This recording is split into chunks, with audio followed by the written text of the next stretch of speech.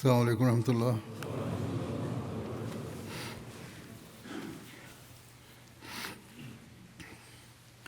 أشهد أن لا إله إلا الله وحده لا شريك له وأشهد أن محمدا عبده ورسوله أما بعد فأعوذ بالله من الشيطان الرجيم بسم الله الرحمن الرحيم الحمد لله رب العالمين الرحمن الرحيم مالك يوم الدين إياك نعبد وإياك نستعين اهدنا الصراط المستقيم صراط الذين أنعمت عليهم غير المغضوب عليهم ولا الضالين.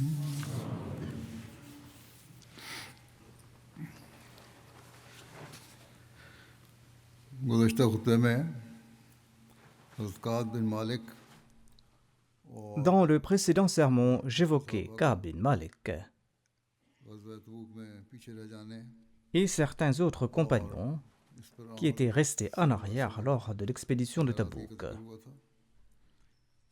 Et j'ai évoqué également le mécontentement du saint prophète Mohammed sallallahu alayhi wa sallam à ce propos.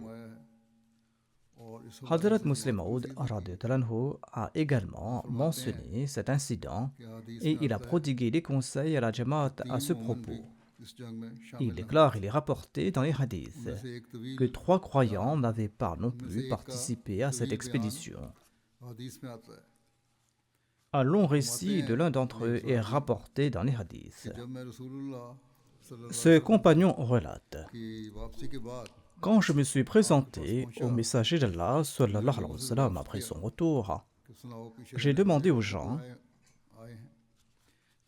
dites-moi, d'autres qui sont restés en arrière se sont-ils présentés ou pas? Quelles excuses ont-ils trouvées et comment ont-ils été traités? On m'a dit que ces gens sont venus et ont présenté leurs excuses. Ils ont déclaré au messager d'Allah sallallahu alayhi wa sallam: priez pour notre pardon. Et le saint prophète, paix soit lui, priait pour eux. Ka'b relate: l'idée m'est venue de trouver une excuse et d'échapper ainsi au blâme. Mais j'ai changé d'avis et j'ai demandé aux compagnons quelles personnes s'étaient présentées. Ils ont cité des noms et tous étaient des hypocrites. Ils n'ont cité que 2 noms de croyants et ils ont dit qu'ils n'avaient pas non plus trouvé d'excuses, mais qu'ils avaient admis leur erreur. Alors je me suis dit, pourquoi me joindre aux hypocrites? Au lieu de présenter des excuses qui n'en sont pas vraiment, il vaut mieux dire clairement la vérité et dire que j'ai commis une erreur. Et dire au saint prophète, paix soit lui, faites de moi ce que vous voulez. C'est ainsi que cette pensée m'est venue et j'ai décidé de plaider coupable. Et c'est ainsi qu'Allah m'a évité de me joindre aux hypocrites. Je suis parti voir le messager d'Allah sallallahu alayhi wa sallam et je lui ai dit clairement que c'était par paresse et par négligence que je ne m'étais pas joint à l'expédition et que je n'avais aucune excuse valable. Le messager d'Allah, paix soit lui, a déclaré: tant que l'ordre d'Allah à ton sujet n'arrivera pas, on va rompre toute relation avec toi. Ce compagnon se nommait Ka'b bin Malik. Il relate que cet ordre nous a profondément affectés car à Médine tous étaient musulmans et même les hypocrites n'osaient pas nous parler. J'ai résumé ici l'ensemble de ce récit. Les détails ont été exposés dans le sermon précédent. Le Muslim Maud a mentionné cela dans un sermon. Et à ce propos, il a également prodigué des conseils à la Jamaat. Hadrat Muslim Maud déclare que j'ai vu ici à Qadian. Il s'agissait de l'an 1936. Il déclare donc qu'ici à Qadian, Il y a des personnes avec qui il est interdit de parler, c'est-à-dire ces personnes ont été punies, mais ces personnes vont dans les maisons des Ahmadis, dans les quartiers, et les habitants des quartiers ne savent pas, ils dorment peut-être, ils ne s'en rendent pas compte. Certains Ahmadis d'ici élèvent des serpents, mais qu'ils se souviennent que ces serpents ne peuvent mordre ni Dieu, ni son messager, ni le calife. Ils ne mordent que ceux qui les nourrissent.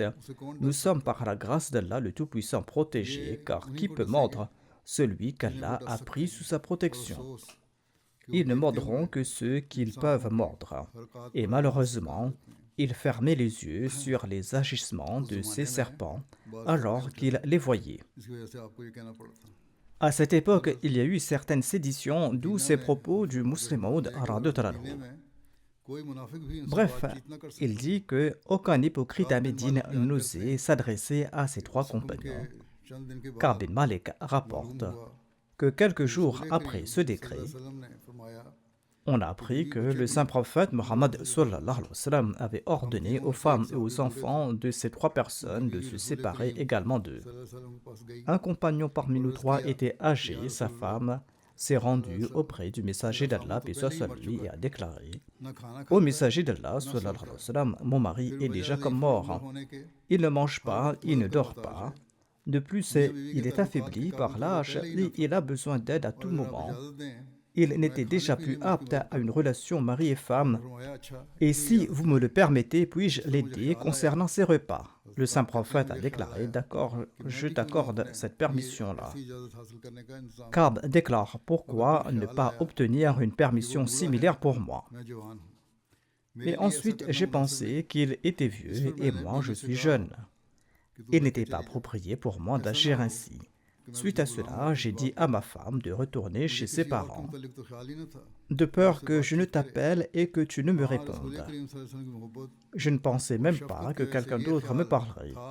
Oui, en raison de l'amour et de la compassion du saint prophète Mohammed sallallahu alayhi wa sallam, je pensais qu'en voyant ma douleur, il aurait certainement pitié de moi. C'est pourquoi j'allais dans son assemblée et je disais Assalamu alaikum à haute voix.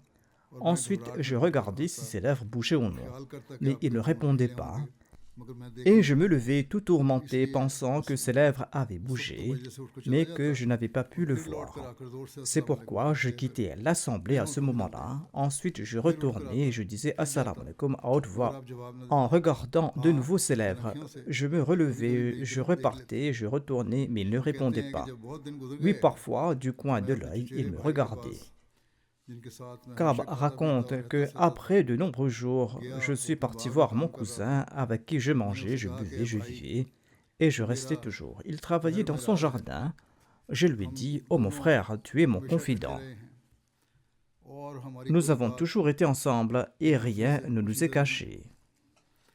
Tu sais bien que je suis un musulman sincère et qu'il n'y a pas en moi la moindre trace d'hypocrisie. Aujourd'hui, je suis venu te demander dans l'angoisse, dis-moi, suis-je un hypocrite? Mais il ne m'a pas répondu. Il a tout simplement levé les yeux vers le ciel, ce qui voulait dire que Dieu et son messager savent mieux. Lorsque ce frère, qui était le confident de mes secrets, m'a donné cette réponse, j'ai senti que la terre devenait étroite sous mes pieds. Et tout tourmenté, tout angoissé, j'ai enjambé le mur du jardin pour m'échapper et je me suis mis à courir comme un fou vers la ville. Quand je suis arrivé tout près de la ville, un homme s'est approché de moi et a demandé si j'étais bien tel. J'ai répondu oui. Et il m'a remis une lettre. Cette lettre a été envoyée par un certain roi. Il s'agissait d'un roi chrétien arabe qui était sous l'autorité de l'Empire romain. J'ai ouvert la lettre et je l'ai lue. Il était écrit que nous savons que tu es un chef arabe et que Mohammed sallallahu alayhi wa sallam t'a humilié, alors qu'il aurait dû t'estimer à ta juste valeur. Si tu viens vers moi, eh bien, je vais te traiter comme il sied à ton rang. Ka'b bin Malik déclare la réponse que m'a donnée mon frère, c'est-à-dire ce qui s'est passé dans le jardin de son cousin, me retournait le cœur et me causait une angoisse terrible. La vue de cette lettre m'a frappé de stupeur. et j'ai pensé que c'était la dernière attaque de Satan.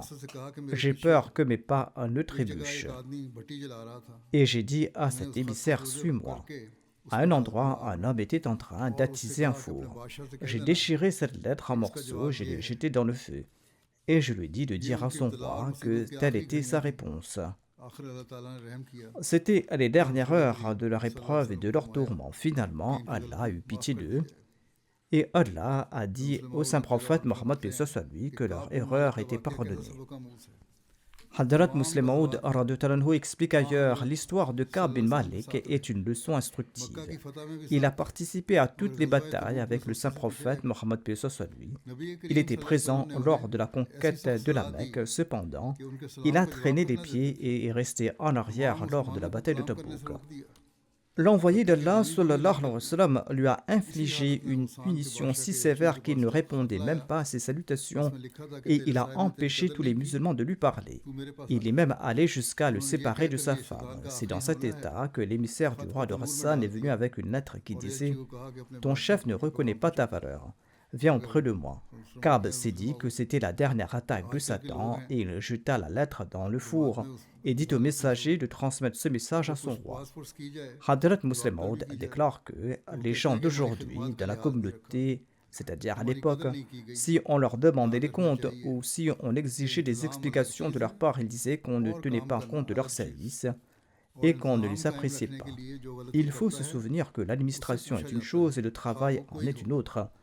Quel qu'il soit, celui qui commet une erreur sera interrogé afin de maintenir l'ordre. Alors, conformément à l'ordre de Dieu, faites des efforts pour la religion afin de chasser Satan, mais ne le faites pas pour qu'on vous complimente. Et n'imaginez pas qu'après avoir accompli quelque œuvre, on ne vous demandera pas compte de vos erreurs. Ne croyez pas non plus que Dieu est redevable envers vous, n'agissez pas avec ostentation, ni ne faites de tort après avoir accompli des services. Servez l'islam par tous les moyens. Ne vous vantez pas, mais servez, vous devez avoir cette motivation de plaire à Allah. Ceci était un extrait d'un des premiers sermons du califat de Hadrat Muslim Maud, le premier extrait daté de 1936. Le voyage de Tabouk s'est avéré être un voyage si sage et béni que la puissance des musulmans s'est établie dans toute l'Arabie. Et en peu de temps, le drapeau de l'islam a commencé à flotter sur toute l'Arabie. Hadrat Muslim Maud a également commenté à ce propos. Il déclare qu'après le retour de Tabouk, les habitants de Taïf se sont également soumis. Ils se battaient auparavant contre les musulmans, par la suite ils se sont soumis aux musulmans. Et après cela, les différentes tribus arabes sont venues tour à tour demander la permission d'entrer sous l'État islamique. Et en peu de temps, le drapeau islamique a flotté sur toute l'Arabie. Après le retour, il y a eu aussi une autre expédition connue sous le nom de l'expédition de Khalid bin Walid. Expédition qui a été envoyée vers le Najran, vers les Banu Abd al-Maddan, qui faisait partie des Banu Harith bin Ka'b. Abd al-Maddan, auquel la tribu était rattachée, était l'ancêtre des Banu Harith, et son nom était Omar bin Yazid. Ibn Sa'd rapporte que selon certains récits, cette expédition a eu lieu au cours du mois Rabiul Awwal en l'an 10 de l'Hégire. Tandis que selon Ibn Hisham, cette expédition a eu lieu au cours du mois Rabiul Akhir ou Jamadul Awwal en l'an 10 de l'Hégire. Dans la Sirat Khatam al-Nabiyyin, Hazrat Mirza Bashir Ahmad Saib mentionne la date de l'envoi de Khalid bin Walid vers Najran comme étant Rabiul Awwal en l'an 10 de l'Hégire. Quoi qu'il en soit, les détails sont les suivants.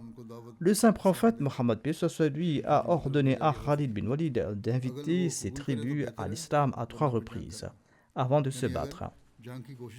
S'ils acceptent le message, c'est mieux, sinon il faudra livrer bataille. C'est-à-dire que s'ils tentent de se battre, vous devez quand même les inviter 3 fois vers les préceptes de l'islam. Si malgré cela ils veulent se battre, alors combattez-les. C'est ainsi que Khalid a agi et tous ces gens sont devenus musulmans. Ainsi Khalid s'est installé parmi eux, c'est-à-dire qu'il a prêché le message de l'islam, il n'y a pas eu de combat, et ils sont devenus musulmans. Khalid s'est installé parmi eux, il a commencé à leur enseigner l'islam, le livre d'Allah et la sunna du saint prophète Mohammed sallallahu alayhi wa sallam. C'est ce que l'envoyé d'Allah sallallahu alayhi wa sallam avait ordonné à Khalid bin Walid radhiyallahu anhu. Ensuite, Khalid radhiyallahu anhu a envoyé une lettre au messager d'Allah sallallahu alayhi wa sallam. Dans cette lettre, il disait: de Khalid bin Walid à Mohammed, le messager d'Allah sallallahu alayhi wa sallam. Salam alayka ya Rasulallah wa rahmatullahi wa barakatuhu. Je loue Dieu en dehors duquel il n'y a point de divinité. Ensuite, il déclare au messager d'Allah que Dieu répande sa miséricorde sur vous.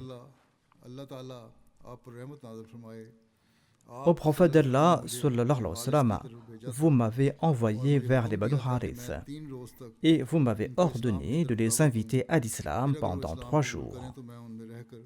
Puis, s'ils acceptent l'islam, je dois rester parmi eux et leur enseigner les préceptes de l'islam, de leur enseigner le Saint-Coran et la sunna du messager sallallahu alayhi wa sallam. Et s'ils n'acceptent pas l'islam, je dois les combattre. Certaines choses ne sont pas expliquées en détail. On les retrouve ailleurs dans certaines références. La doctrine de l'islam n'est pas d'imposer la conversion par la force. Cela signifiait que s'ils ne concluaient pas de traité et s'ils menaient la bataille, alors il était permis aux musulmans de les combattre. Khalid déclare: je suis parti vers eux et selon vos instructions, je les ai invités à l'islam pendant 3 jours.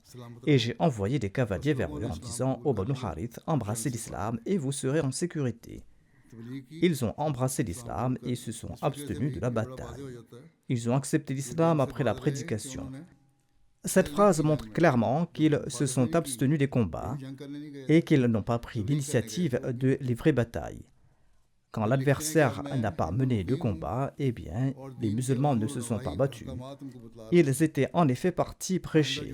Khalid déclare: maintenant je réside parmi eux et je leur explique les commandements et les interdictions de la religion ainsi que ses préceptes. À l'avenir, j'agirai conformément à tout ordre émis par vous au messager d'Allah sallallahu alayhi wa sallam. Que la paix et la miséricorde et les bénédictions d'Allah soient sur vous au messager d'Allah. Le saint prophète Mohammed sallallahu alayhi wa sallam a répondu en ces termes à Khalid bin Walid. Bismillahirrahmanirrahim. De la part de Mohammed, le messager de Dieu, à Khalid bin Walid. Je présente mes salutations, je loue ce Dieu en dehors duquel il n'y a pas de divinité. Cela dit, ta lettre et ton messager nous sont parvenus, et nous avons appris que les Banu Harith ont embrassé l'islam et ont témoigné avant la bataille qu'il n'y a de divinité digne d'adoration qu'Allah et que Mohammed est son messager. C'est la guidance divine qu'il leur a accordée. Alors annonce-leur la bonne nouvelle de la récompense d'Allah et avertis-les de son châtiment et amène avec toi quelques-uns d'entre eux pour qu'ils se présentent devant nous. Wassalamu alayka wa rahmatullahi wa barakatuh. Khalid a vu cet ordre et accompagné de quelques membres des Banu Harith, il s'est présenté au saint prophète Mohammed sallallahu alayhi wa sallam. Voici les noms de ceux qui ont accompagné Khalid bin Walid. Il y avait parmi eux Qais bin Hussein, Yazid bin Abdul Mandan, Yazid bin Mu'ajjal, Abdullah bin Qurad, Shaddad bin Abdullah, Amr bin Abdullah. Quand ces gens se sont présentés au messager d'Allah, paix soit lui, il a demandé qui sont ces gens. On dirait que ce sont des Indiens. On a répondu au messager d'Allah, sallallahu alayhi wa sallam, ces gens sont des Banu Harith. Ces gens ont salué le messager d'Allah, paix soit lui, et ont déclaré: nous témoignons que vous êtes le messager d'Allah et qu'il n'y a aucune autre divinité digne d'être adorée qu'Allah. Le saint prophète, paix soit lui, a déclaré: je témoigne aussi qu'il n'y a de divinité digne d'être adorée qu'Allah et je suis son messager.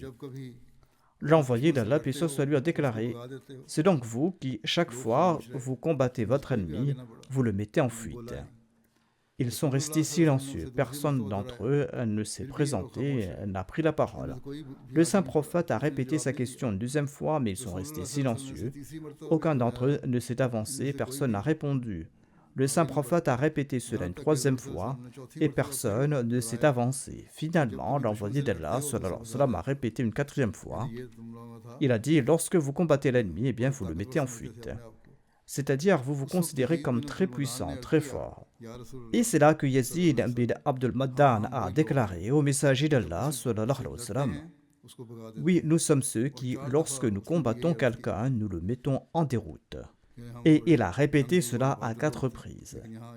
C'est-à-dire que nous étions de grands guerriers, des braves.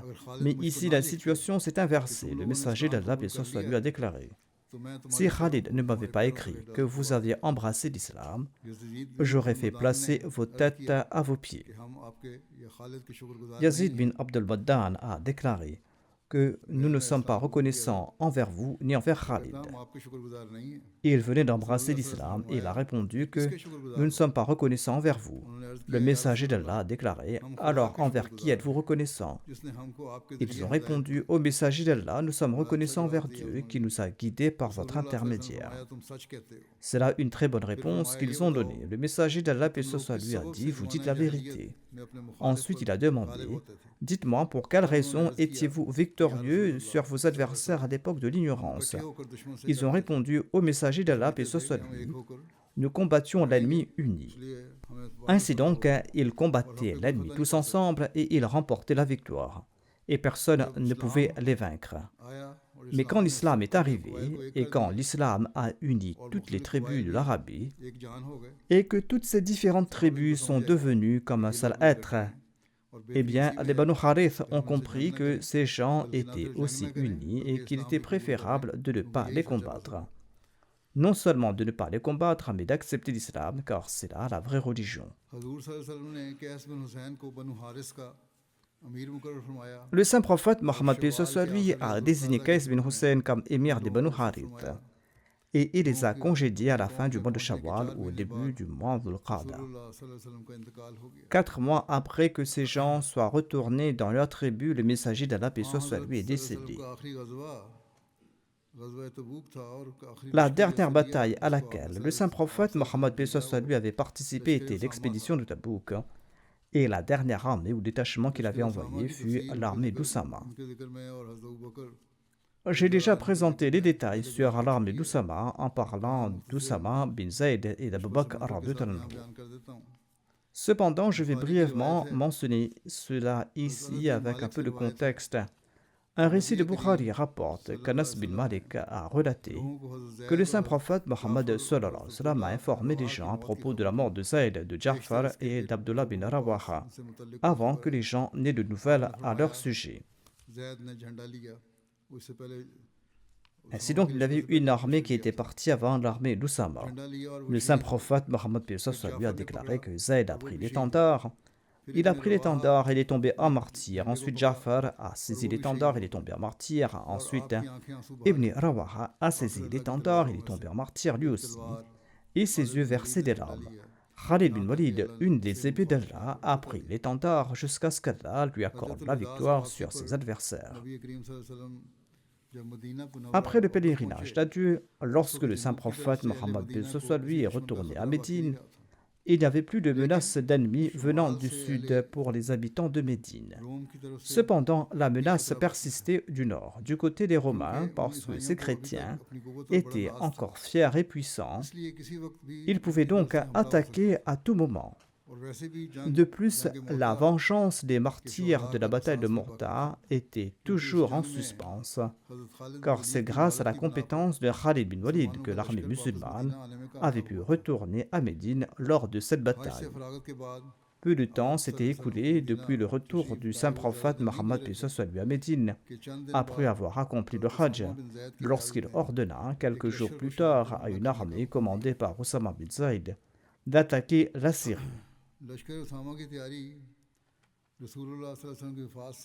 La préparation de l'armée d'Oussama fut achevée le samedi, 2 jours avant le décès du saint prophète Mohammed. Ces préparatifs avaient commencé avant sa maladie. Il avait ordonné la préparation à la bataille contre les Romains à la fin du mois de Safar. Il a fait venir Oussama et lui a dit ceci: « Pars vers le lieu du martyre de ton père. » c'est-à-dire là où Zayd a été tué lors de la première bataille. Il a dit, va là-bas et fais piétiner les ennemis par tes chevaux. Je t'ai nommé commandant de cette armée. Selon un autre récit, le saint prophète Mohammed lui a déclaré, ravagez Balka et Daroun avec vos chevaux. Balka est une région située dans la Syrie entre Damas et Wadi al-Qura. Daroun est un lieu en Palestine après Gaza, en se rendant vers l'Égypte. En ordonnant le départ pour la Syrie, il a déclaré ensuite, dès le matin, attaquer les habitants d'Oubna. Oubna est le nom d'un lieu du côté de Balqa en Syrie. Il a ordonné voyager rapidement afin d'arriver avant que la nouvelle ne leur parvienne. Si Allah vous accorde la victoire, restez-y un peu de temps, prenez avec vous des guides et envoyez devant vous des informateurs et des espions. Le saint prophète Mohammed a noué de sa propre main un drapeau pour Oussama. Ensuite, il a déclaré, au nom d'Allah, combattez sur son chemin, combattez ceux qui renient Allah et ne trompez pas autrui, ne tuez pas les enfants et les femmes et n'aspirez pas à affronter l'ennemi. Cette phrase fait également allusion à la manière de faire face à la menace de l'ennemi. Si l'ennemi attaque, il faut riposter, mais vous ne devez pas souhaiter l'affronter. Il a déclaré, vous ne savez pas, peut-être serez-vous mis à l'épreuve à cause de cela. Mais dites, ô Allah, protège-nous contre eux comme tu le veux, et éloigne de nous le combat contre eux. Le saint prophète Mohammed lui a également enseigné cette prière, que la bataille n'est pas une nécessité, évitez la bataille si possible. Mais si vous devez les affronter, et que malgré tout la bataille éclate et qu'ils font du bruit en se regroupant, alors le calme et la dignité doivent être vos maîtres mots. Ensuite, combattez avec calme et dignité, ne vous disputez pas entre vous, sinon vous allez faiblir et votre prestige s'en ira. Il n'y aura plus d'unité parmi vous. Et dites, ô Allah, nous sommes tes serviteurs et aussi sont tes serviteurs. Nos fronts et leurs fronts sont entre tes mains, et tu es le seul qui puisse suffire contre eux. Et sachez que le paradis se trouve sous l'ombre des épées, a dit le saint prophète, paix soit lui. Oussama est sorti en portant le drapeau que lui avait confié le saint prophète, paix soit lui. Il a remis ce drapeau à Boureda bin Husayb et il a rassemblé l'armée à l'endroit nommé Djurf. Djurf est un endroit situé à 3000 au nord de Médine. Il n'y avait aucun notable parmi les Muhajirines et parmi les Ansar qui n'avait pas été appelé pour participer à cette bataille. Parmi eux, il y avait Abu Bakr, Omar, Abu Ubaida bin al-Jarrah, Sa'd bin Abi Waqqas, Saïd bin Zayd, Qatada bin Nu'man et Salama bin Asram. Ils ont tous été placés sous le commandement d'Oussama. Certaines personnes ont commencé à commenter à ce propos et ont dit que ce garçon a été nommé émir au détriment des premiers Muhajirines. Il y a tant de grands compagnons et on nomme un jeune garçon comme émir au-dessus d'eux. Le saint prophète, paix soit lui, était très fâché par cela lorsque cette nouvelle lui est parvenue. Il s'était bandé la tête avec un foulard et il était drapé dans un châle. Il est monté sur la chair, il a glorifié Allah, il a déclaré au peuple, j'ai entendu certaines de vos conversations concernant la nomination d'Oussama comme émir. Si vous vous opposez à ma nomination d'Oussama comme émir, eh bien vous vous étiez déjà opposé à ma nomination de son père comme émir auparavant. Par Dieu, il était digne de l'émirat et son fils après lui est également digne de l'émirat. Il était également parmi ceux que j'aimais le plus et assurément, on ne peut que concevoir toute forme de bonté et de bien à leur sujet, à tous deux. Alors considérez le bien que je vous conseille pour lui, c'est-à-dire à propos d'Oussama, car il est parmi les meilleurs d'entre vous. Les musulmans qui partaient avec Oussama prenaient congé du messager d'Allah sallallahu alayhi wa sallam, et ils partaient rejoindre l'armée à l'endroit nommé Djurf. La maladie du saint prophète Mohammed lui s'est aggravée, mais il insistait pour que l'armée d'Oussama soit renvoyée et parte de toute façon. Le dimanche, la douleur du messager d'Allah sallallahu alayhi wa sallam s'est intensifiée. Quand Oussama est revenu de l'armée, il était dans un état d'inconscience. La douleur s'est aggravée et l'information est parvenue à Oussama et il est retourné voir le saint prophète Mohammed paix soit sur lui. Ce jour-là, les gens avaient donné des médicaments au saint prophète paix soit sur lui. Oussama a baissé sa tête. Il a embrassé le messager d'Allah. Celui-ci ne pouvait pas parler, mais il a levé les mains vers le ciel et il a posé ses mains sur la tête d'Oussama. Et Oussama a déclaré que j'ai compris qu'il priait pour moi.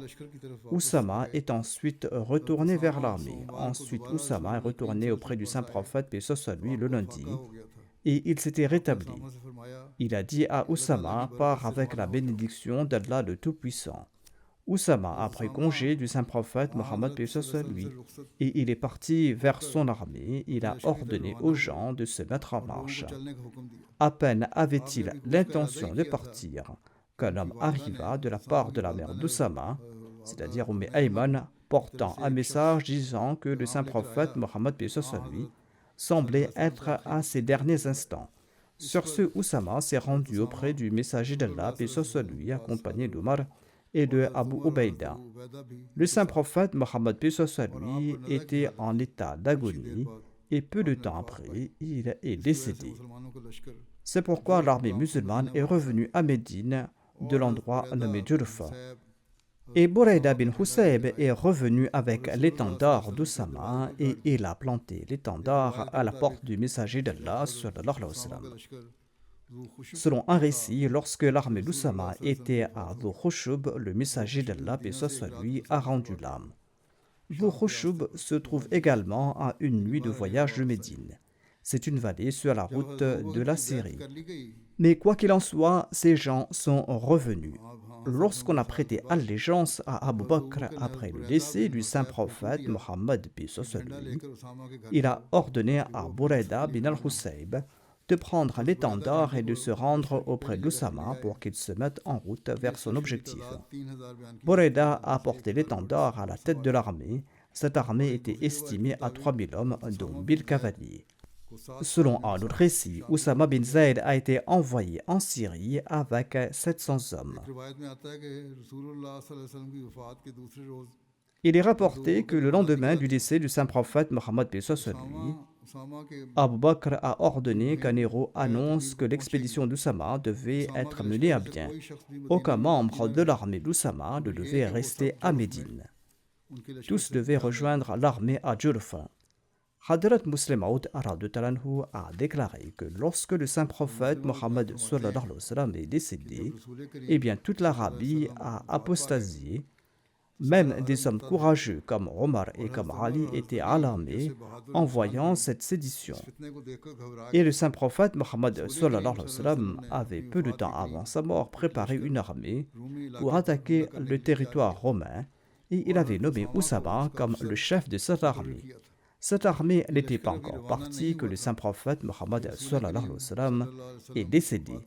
Lorsque les Arabes ont apostasié, lorsqu'ils ont rejeté l'islam après son décès, les compagnons pensaient que si l'armée d'Oussama était envoyée pour attaquer le territoire romain en une telle période de rébellion, il ne resterait à Médine que les hommes âgés, des enfants et des femmes, et qu'il n'y aurait aucun moyen d'assurer la protection de Médine. Par conséquent, ils ont proposé qu'une délégation de compagnons éminents se rende auprès d'Abu Bakr et le prie de suspendre cette armée jusqu'à ce que la rébellion soit apaisée. Omar et d'autres compagnons se sont présentés au calife Abu Bakr, ils lui ont fait cette requête, à savoir de ne pas laisser l'armée partir jusqu'à ce que la rébellion prenne fin.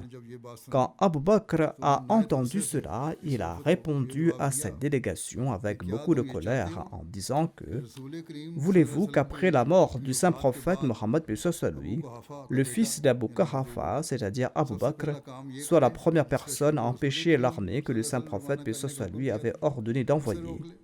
Ensuite, il a déclaré « Par Dieu, même si les armées ennemies entraient dans Médine et que les chiens traînaient les cadavres des femmes musulmanes, je n'arrêterai pas l'armée que le saint prophète paix soit sur lui avait décidé d'envoyer. » Cette audace et ce courage sont nés chez Abu Bakr parce que Dieu a déclaré que Muhammadun Rasulullah walladhina ma'ahu ashidda'u 'ala al-kuffar.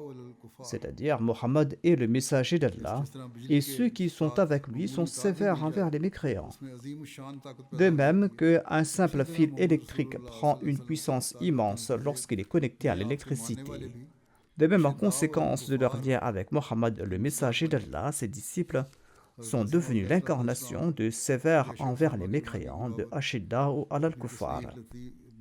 Le Messie premier d'Islam, dans son œuvre sublime Sirul Khilafa, relate le départ de l'armée d'Usama. Il déclare que Ibn Athir a écrit dans son histoire que lorsque le saint prophète paix soit lui est décédé et que la nouvelle de sa mort est parvenue à la Mecque, eh bien Attab bin Asid, le gouverneur de la Mecque, s'est caché et la Mecque a tremblé et ses habitants étaient sur le point de devenir apostats. Il est également écrit que les Arabes sont devenus apostats, les gens ordinaires ou des notables de chaque tribu sont devenus apostats, et l'hypocrisie est apparue. Les Juifs et les chrétiens, quant à eux, ont commencé à lever la tête et à regarder, c'est-à-dire qu'ils voyaient que les musulmans étaient devenus faibles et qu'ils pouvaient maintenant passer à l'attaque. L'état des musulmans suite au décès de leur prophète et à leur petit nombre et à la multitude de leurs ennemis était devenu semblable à celui des moutons et des chèvres par une nuit de pluie, c'est-à-dire qu'ils étaient trempés, incapables de bouger. Alors les gens ont dit à Abu Bakr, ces gens ne considèrent l'armée Usama comme la seule armée des musulmans, et comme vous le voyez, les Arabes se sont rebellés contre vous. Il n'est donc pas approprié que vous vous sépariez de cette troupe de musulmans. Sur ce, Abu Bakr a répondu, par celui qui détient mon âme, même si j'étais sûr que les bêtes sauvages allaient me dévorer, j'enverrai l'armée d'Usama conformément à l'ordre du messager d'Allah sallallahu alayhi wa sallam. Je ne peux pas annuler une décision prise par le messager d'Allah sallallahu alayhi wa sallam.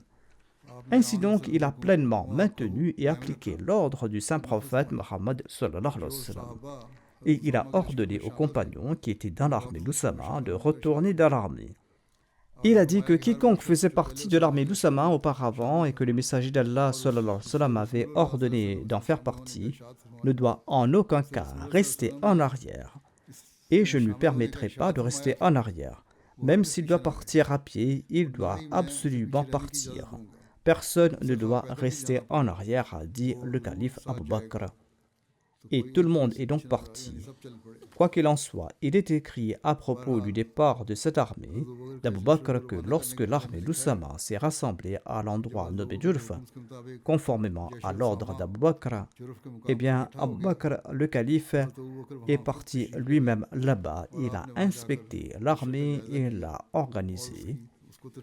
Et il est également dit que Abu Bakr a dit à Usama bin Zayd que si tu le juges bon, laisse Omar m'aider dans mes tâches. En effet, Omar faisait également partie de cette armée. Alors Usama lui a donné la permission de rester. Après cet événement, chaque fois que Omar rencontrait Usama, même après avoir été élu calife, il s'adressait à lui en disant « Assalamu alayka ayyuhal amir » « Paix soit sur toi, ô émir » Et en réponse, Usama bin Zayd disait « Ghafarallahu laka » c'est-à-dire que Dieu vous pardonne. Abu Bakr, en sus de ses instructions, a également dit à Usama de faire tout ce que le saint prophète, paix soit lui avait ordonné de faire.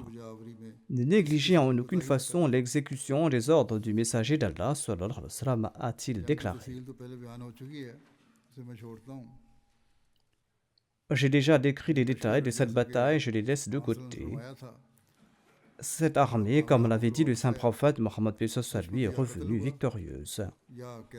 L'ennemi a été soit tué, soit été fait prisonnier. Il n'y a pas eu de perte de vie musulmane lors de cette bataille. Selon les récits, cette armée est retournée à Médine après avoir resté à l'extérieur de 40 à 70 jours. L'amour que nourrissait Abu Bakr radhiyallahu anhu pour l'amour du saint prophète, paix soit sur lui, était tel qu'Abu Bakr radhiyallahu anhu a dit qu'il ne pouvait pas défaire le nœud du drapeau d'Usama que le saint prophète, paix soit sur lui, avait noué de sa propre main. Ainsi, lors du retour de l'armée d'Usama, le nœud de ce drapeau n'a pas été dénoué et ce drapeau est resté plus tard dans la maison d'Usama bin Zayd jusqu'à sa mort. Allahumma salli ala Muhammadin wa ala ali Muhammadin. Ceci marque la fin des récits sur les expéditions militaires. Inch'Allah, j'examinerai d'autres aspects de la sira du saint prophète paix soit sur lui à l'avenir si cela s'avère nécessaire. Pour l'instant, je souhaite également mentionner 2 personnes qui sont décédées récemment et je vais diriger leur prière funéraire par la suite, Inch'Allah. Le premier est Azizur Rahman Khalid Saab Murabbi Silsila. Il est décédé aux États-Unis quelques jours de cela à l'âge de 79 ans. Inna lillahi wa inna ilayhi raji'un. Le grand-père du défunt, Hazrat Mia Rangali Saab, était un compagnon du Messie premier salam. Voici le récit de l'inscription de Azizur Rahman Khalid à la Jamia. Il raconte que lorsqu'il était en 7e année, Hazrat Maulana Qazi Muhammad Nazir Saab est venu un jour à l'assemblée du lycée Talim al-Islam et il a donné une conférence sur la nécessité et l'importance du Waqf Zindagi. Ce discours a eu un grand impact sur de nombreux étudiants. Après le discours, le défunt a ressenti le désir de consacrer sa vie à la cause divine et il s'est rendu directement à la Jamia. Et après un bref entretien, il a été admis à la Jamia en 1960 et il a obtenu son diplôme de Shahed de la Jamia en 1969.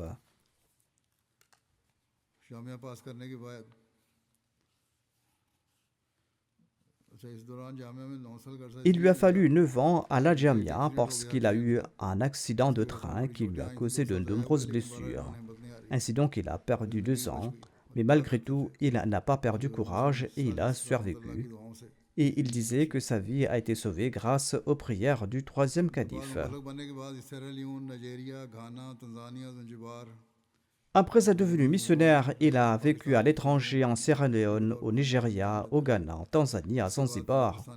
Au Pakistan, il a servi comme Murabbi à différents endroits. Ensuite, après son retour au Pakistan, il a servi dans la Wakalat-e-Shah de Rabwa pour la Tahrik Jadid.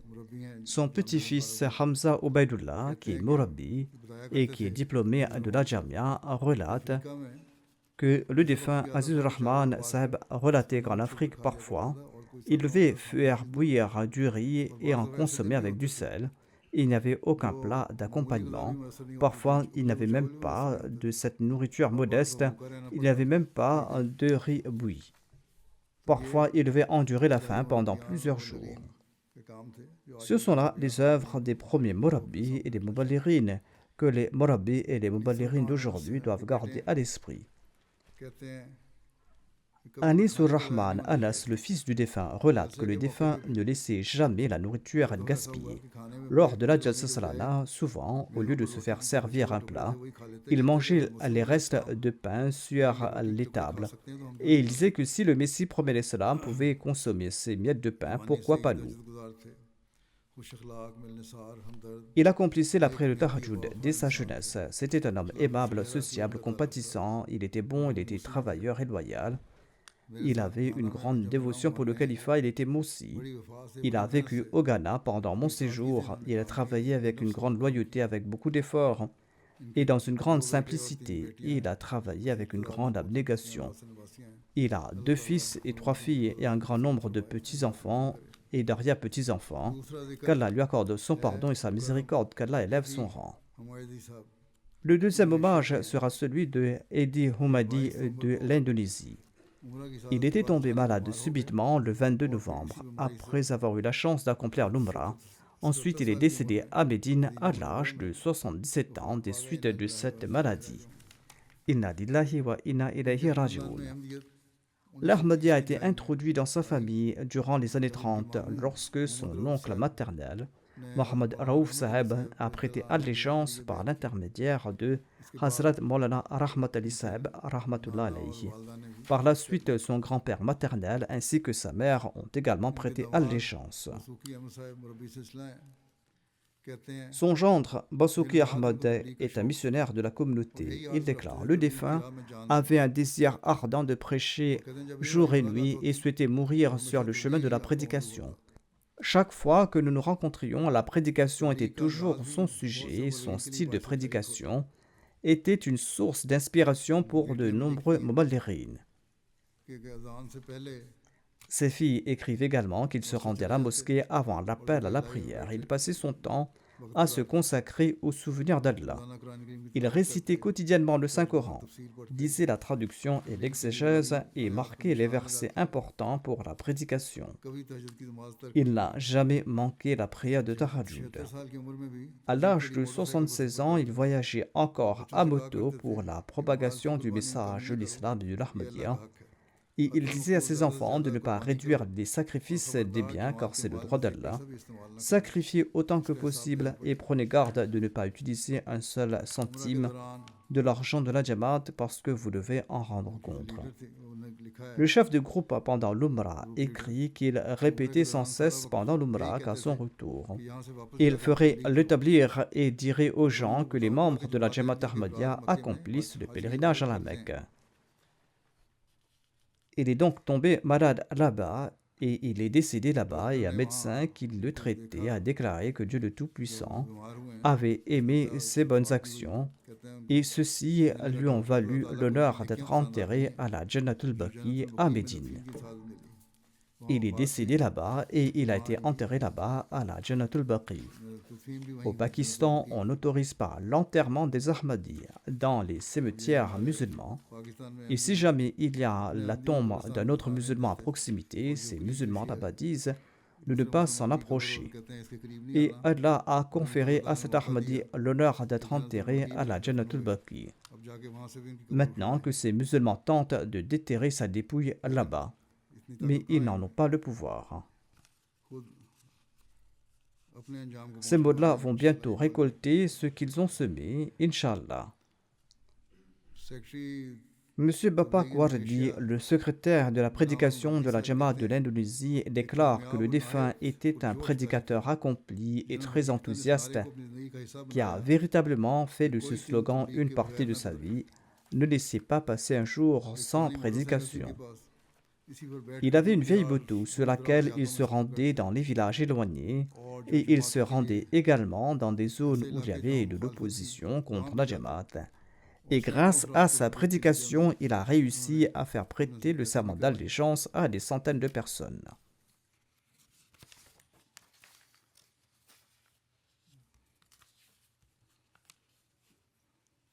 Il avait une grande affection et un grand amour pour le califat. Il était moussi par la grâce d'Allah. Il laisse derrière lui 4 filles et 10 petits-enfants. Comme je l'ai dit, l'un de ses gendres est Morabbi.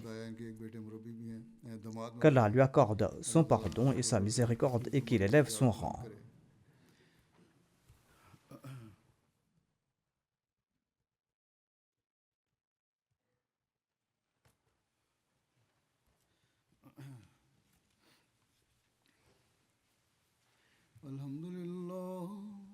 Alhamdulillah, nahmaduhu wa nasta'inuhu wa nastaghfiruhu wa nu'minu bihi wa natawakkalu alayhi wa na'udhu billahi min shururi anfusina wa min sayyiati a'malina. Man yahdihillahu fala mudilla lahu ومن يضلل فلا هادي له ونشهد أن لا إله إلا الله ونشهد أن محمدا عبده ورسوله عباد الله رحمكم الله إن الله يأمر بالعدل والإحسان وإيتاء ذي القربى وينهى عن الفحشاء والمنكر والبغي يعظ اذكروا الله يذكركم وادعوه يستجب لكم ولذكر الله